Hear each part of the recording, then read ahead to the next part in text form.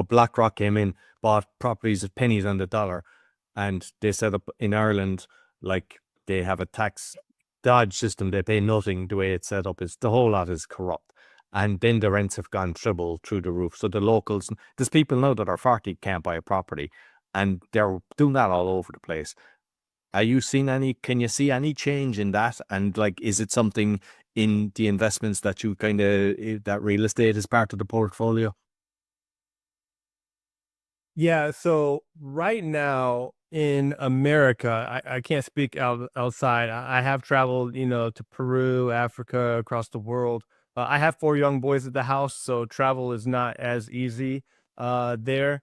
But sustainable investing, especially with some of the real estate shenanigans that we're seeing, right? Because again, if you have inflation, let's think about it from the maximize capitalist perspective, that they're looking to increase their capital, right? And so they've got inflation and cash or bonds and the corporate treasuries, that strategy is not working well. So they're going to try to do something else. So they say, okay, let's invest in commercial or residential properties, buy up all these places, we'll drive up the rent, we'll get our return.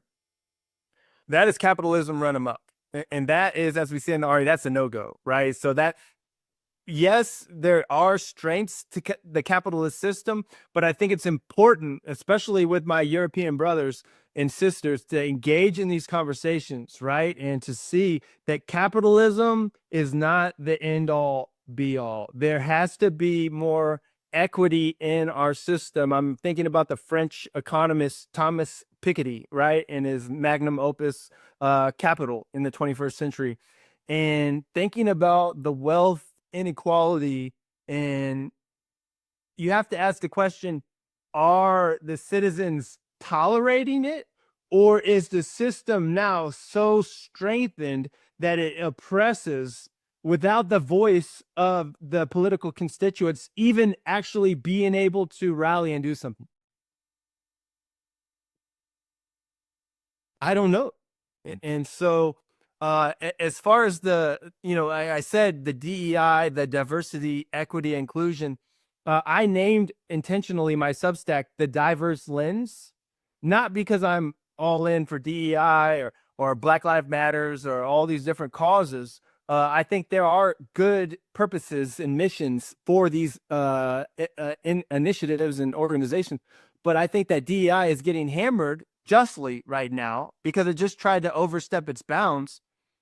And so, yes, you have to be critical, and just investing in this, sustainability ETF, even at Fidelity Charitable, they have different options where you can invest in a tax advantage way, in charitable ways, with these sustainable funds. But then you actually look at them and do a critical review. Are they actually that sustainable? Helping women in executive positions, or helping the environment, or maybe they don't produce ammo or whatever. I think it's going to take a more critical, and then that goes back to AI. How can AI help us to develop more sustainable, diverse, equitable investment strategies? I haven't even thought as much that really sparked, for me, something to really think through more critically.